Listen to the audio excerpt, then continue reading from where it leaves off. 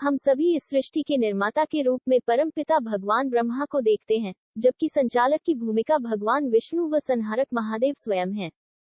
सृष्टि निर्माता भगवान ब्रह्मा की पत्नी का नाम सरस्वती है, लेकिन आखिरकार सरस्वती माता की कहानी क्या है, या फिर सरस्वती की उत्पत्ति कैसे हुई? इसलिए आज हम आपको सरस्वती माता का जन्म, इसके पीछे का कारण, भगवान ब्रह्मा की पत्नी बनना इत्यादि सभी के बारे में विस्तार से बताएंगे।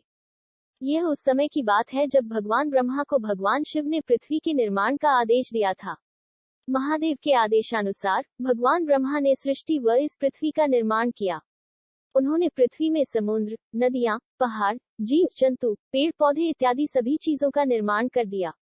अपने द्वारा पृथ्वी का निर्माण किए जाने के पश्चात जब भगवान ब्रह्मा ने उसे देखा तो उन्हें अपनी बनाई रचना में कुछ कमी लगी। पृथ्वी दिखने में तो बहुत सुंदर थी, लेकिन चारों ओर केवल मौन व उदासी छाई थी। कहीं कोई ध्वनि व संवाद नहीं था एवं सब सूना सूना सा प्रतीत हो रहा था।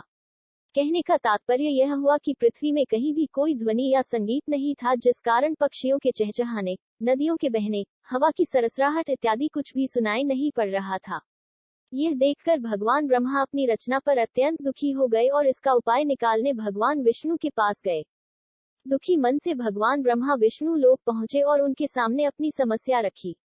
उन्होंने भगवान विष्णु को बताया कि चूंकि अब यह सृष्टि उन्हें ही चलानी है, लेकिन वे उन्हें यह सुनसान सृष्टि नहीं सौंप सकते, इसलिए इसका कोई मार्ग निकाले। भगवान विष्णु ब्रह्मा की चिंता का कारण समझ गए और इसके लिए उन्होंने आदिशक्ति को बुलाने का आह्वान किया। भगवान विष्णु जानते थे कि किसी भी चीज को पूर्ण केवल पुरुषत्व नहीं कर सकता और उसमें स्त्रीत्व का होना अति आवश्यक है। भगवान विष्णु के द्वारा आह्वान किए जाने पर मां आदिशक्ति वहां प्रकट हुई ताकि वे एक नई दैवीय शक्ति को जन्म दे सके। मां के प्रकट होने के बाद भगवान ब्रह्मा ने उन्हें सृष्टि का अवलोकन कर उसकी कमी को दूर करने की याचना की। मां आदिशक्ति ने सृष्टि का गहन अध्ययन किया और पाया कि इसमें तत्व तो सभी विद्यमान है, लेकिन ध्वनि व संवाद की कमी है। साथ ही सृष्टि में बुद्धि व ज्ञान का भी अभाव था। अब मां को एक नई शक्ति का विकास करना था जो सृष्टि की इस कमी को दूर कर सके। सृष्टि की कमी को दूर करने के लिए मां दुर्गा के शरीर से एक तेज उत्पन्न हुआ व उसमें से श्वेत वस्त्रों में 4 हाथों वाली एक दिव्य नारी प्रकट हुई। उसने अपने 2 हाथों में वीणा पकड़ रखी थी व तीसरे में वर्णमाला और चौथे हाथ में पुस्तक ले रखी थी। उस नारी का नाम सरस्वती रखा गया। मां सरस्वती ने प्रकट होते ही अपनी वीणा से मधुर संगीत बजाया।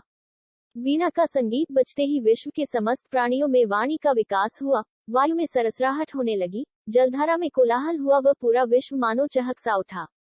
पूरी पृथ्वी में विभिन्न प्रकार की ध्वनियां गुंजायमान हो उठी, जिस कारण हर किसी में एक नया उत्साह व उमंग का संचार हुआ। इसी के साथ उन्होंने विश्व के सभी प्राणियों व जीव जंतुओं की प्रजातियों में उनकी क्षमता के अनुसार विद्या का विकास किया। मां सरस्वती के प्रभाव के कारण ही हर जीव के अंदर विभिन्न कार्यों को करने की दक्षता थी व सभी में उसी अनुसार अलग अलग कौशल विकसित हुआ। इसके बाद मां आदिशक्ति ने ब्रह्मा जी से कहा कि जिस प्रकार मां लक्ष्मी भगवान विष्णु की आदिशक्ति है, मां पार्वती महादेव की, उसी प्रकार मां सरस्वती आपकी आदिशक्ति व धर्मपत्नी होंगी। मां आदिशक्ति के कहे अनुसार भगवान ब्रह्मा ने मां सरस्वती को अपनी अर्धांगिनी के रूप में स्वीकार कर लिया।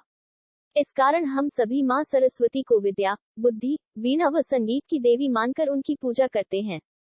हर गुरुकुल व विद्यालय में विद्यार्थी मां सरस्वती की आराधना मुख्य तौर पर करता है। संगीतकार भी मां सरस्वती को अपनी आराध्य देवी मानते हैं। अगर आपको यह जानकारी अच्छी लगी हो तो हमारे चैनल को लाइक और सब्सक्राइब अवश्य करें, क्योंकि आपके सार्थक प्रोत्साहन से ही हम और अच्छी जानकारी आपके समक्ष लेकर आएंगे। धन्यवाद।